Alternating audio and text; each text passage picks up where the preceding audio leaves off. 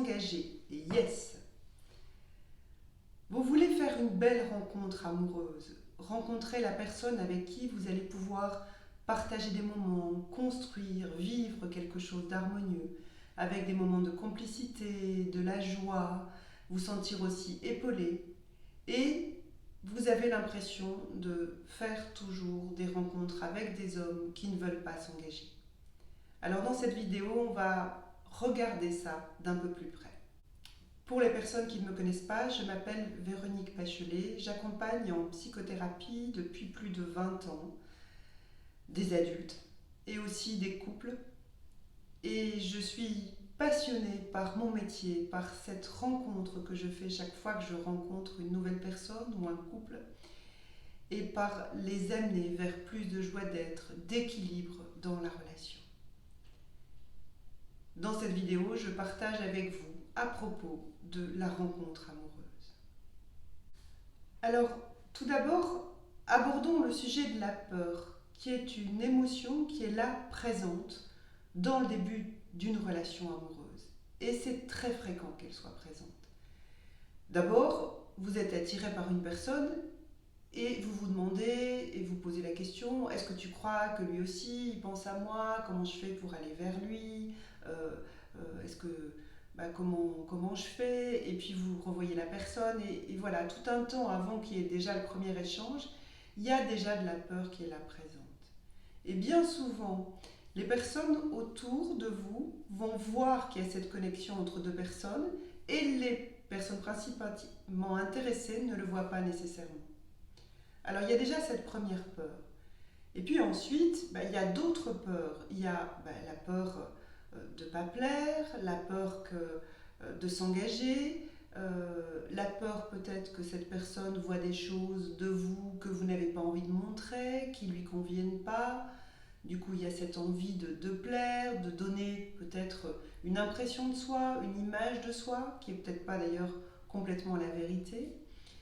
Et puis, il y a parfois la peur que vous sentez vraiment physiquement dans votre corps quand cette personne vous aborde. Peut-être elle vous intimide, peut-être vous n'êtes pas à l'aise, vous ne savez pas quoi dire et du coup, c'est pas fluide, vous bafouillez.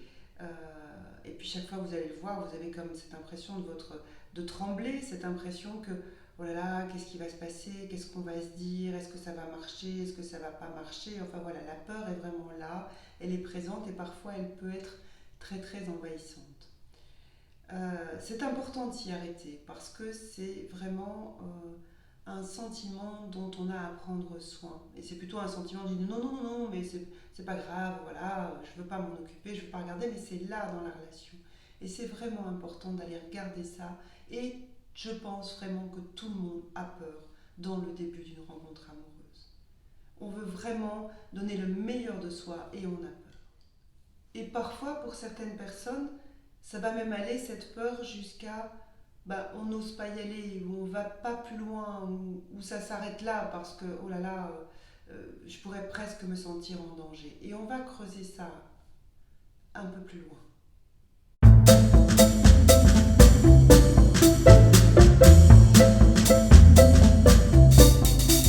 Alors justement, la vie a fait que peut-être vous n'en êtes pas à votre première relation, vous n'êtes pas resté avec la personne que vous avez rencontrée, que peut-être vous avez épousée, avec qui vous avez eu des enfants.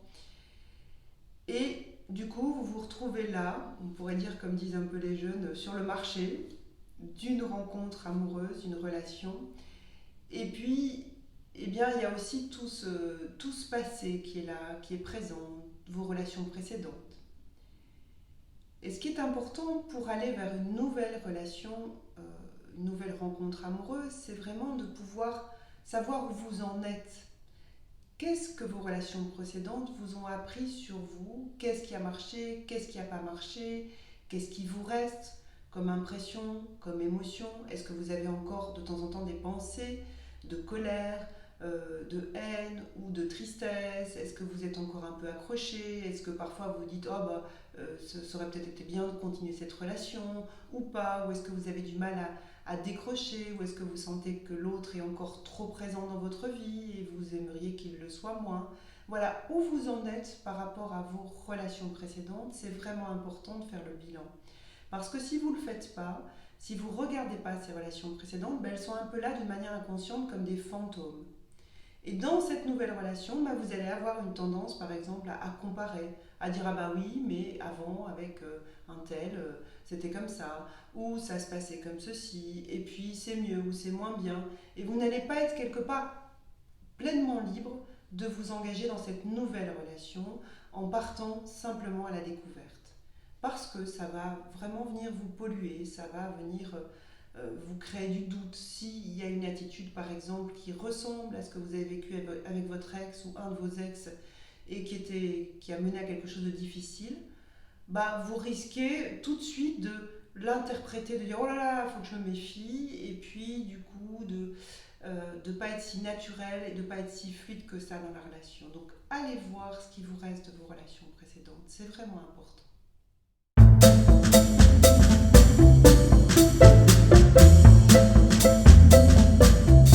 D'une manière générale, les femmes, en fait, elles ont comme ça, parfois au début d'une relation, comme une sorte d'évidence. Ça peut aussi arriver aux hommes.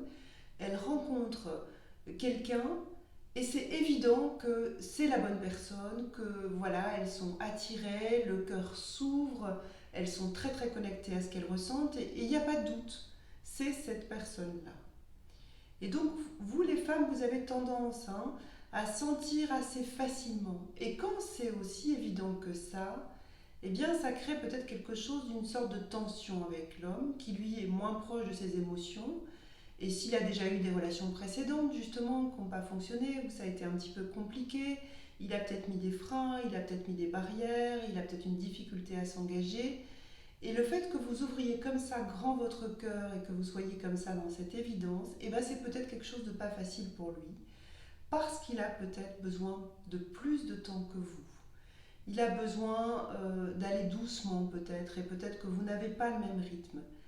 Et cette façon que vous avez du coup d'être aussi spontané, aussi libre, peut peut-être quelque part le déranger, peut peut-être le mettre en inconfort parce que lui, simplement, il ne sait pas encore. Alors laissez-vous le temps, et même si c'est évident, laissez votre cœur ouvert, mais ne le manifestez pas tant que ça. En interne, vous pouvez ouvrir votre cœur vraiment profondément, mais laissez aussi la place à l'autre de se dévoiler, de se dire, parce que comme c'est évident pour vous, vous allez dire beaucoup de vous, et si l'autre ne dit pas, il y a quelque chose qui n'est pas ajusté dans la relation, puisqu'il n'y a pas de retour. Donc soyez aussi un peu dans cette sorte d'ajustement, tout en restant vous, tout en étant vous, et ça c'est vraiment important.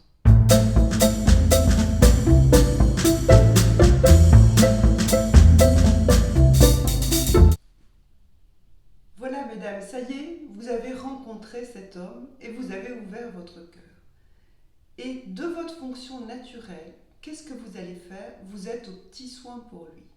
Et parfois vous devancez même ses besoins, ses envies, vous avez envie qu'il soit content, vous avez envie de lui faire plaisir, et vous en faites un maximum, parfois trop.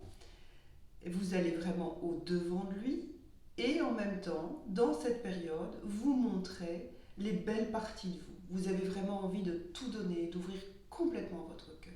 C'est un peu votre fonction naturelle. Et en donnant autant, quelque part, peut-être vous donnez trop.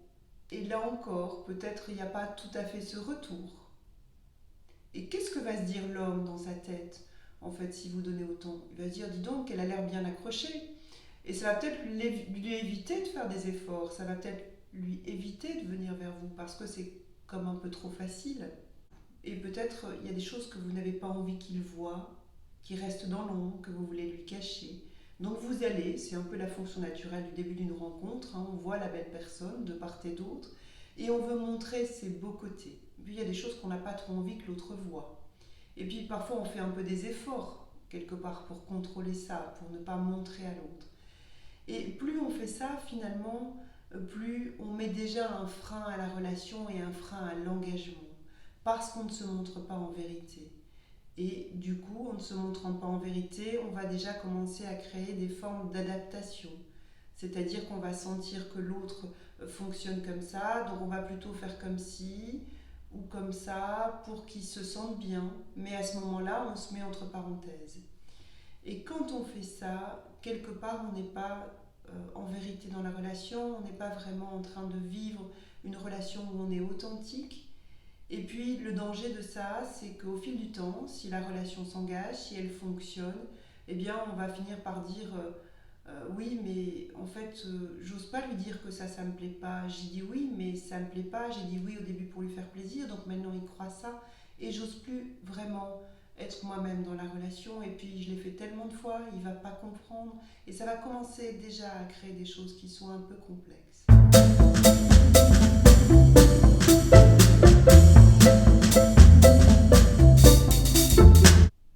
Puis, votre attente se fait sentir. Vous êtes bien avec cette personne, vous avez envie de la voir plus souvent, vous avez envie de recevoir plus de messages, votre cœur est ouvert, pour vous c'est fluide, et vous êtes là en attente, à guetter, est-ce qu'il va m'envoyer un message ou pas, et puis vous n'en avez pas assez, vous voudriez le voir plus, et encore, vous faites des propositions, il ne dit pas forcément oui, et puis finalement après vous faites plus de propositions, mais vous attendez toujours, et même si chaque fois que vous le voyez c'est bien, quelque part, vous voulez que ça aille plus vite, vous avez envie en fait que cette relation soit plus engagée parce que vous savez que cette personne vous convient. Donc vous voulez vraiment que ça avance, que ça marche. Le problème avec votre attente, c'est que de l'autre côté, elle se fait sentir. Et que plus vous allez être dans votre monde interne, dans cette attente, à votre insu bien sûr, plus quelque part la personne en face va recevoir ça 5 sur 5 et plus ça va lui mettre la pression et plus il va avoir besoin de se sentir à la hauteur, l'impression qu'il doit répondre à vos besoins, à en faire plus, et alors là ça devient compliqué pour lui et quelque part à ce moment-là il risque de ne pas s'engager ou de se désengager, même s'il avait commencé quelque part à s'engager, parce que c'est trop pour lui, parce qu'il a l'impression qu'il va perdre sa liberté, qu'il va plus pouvoir faire ce qu'il a envie de faire comme il a envie, vraiment. Et ça, c'est d'autant plus vrai qu'il y a eu des relations précédentes avant, et c'est pour ça que les hommes ont des difficultés, et les femmes ont des difficultés parfois à se trouver, parce que quelque part, il y a un passé, il y a un passif, il est là, et donc c'est plus aussi fluide et aussi facile que quand on a 20 ans. Alors j'ai envie de vous dire, mesdames, vraiment, regardez vos attentes, travaillez-les à l'intérieur de vous. Et j'en reparlerai dans d'autres vidéos parce que c'est vraiment un élément important de pouvoir à l'intérieur de soi être libre et ne pas trop attendre tout de l'autre, trop attendre cet amour de l'autre, pour pouvoir finalement laisser l'autre venir tranquillement et puis aussi être heureuse et vive. Parce que si on attend tout d'un autre, la vie, elle devient vite compliquée. Et même si ça marche, ça deviendra à un moment ou un autre compliqué si on attend tout de l'autre. Cette joie et cet amour, on doit vraiment le trouver à l'intérieur de soi avant tout.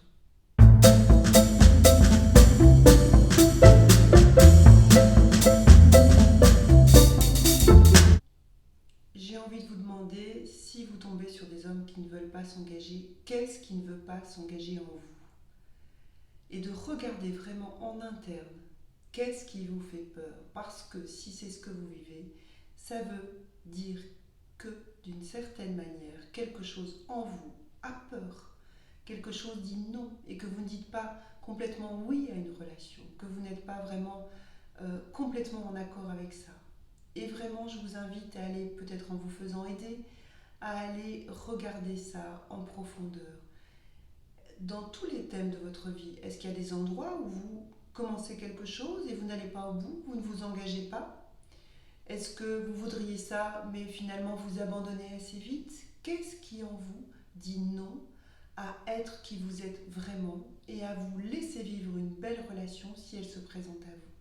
Parce que tant que vous remettrez la faute sur l'autre, tant que vous direz mais c'est les hommes qui ne veulent pas s'engager, je tombe toujours sur des hommes comme ci ou des hommes comme ça, d'abord vous renforcez vos croyances, vous y croyez et c'est forcément quelque part ce que vous entretenez dans votre monde interne et c'est ce qui vous arrive.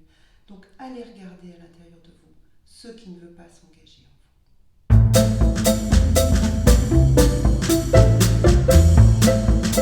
vous.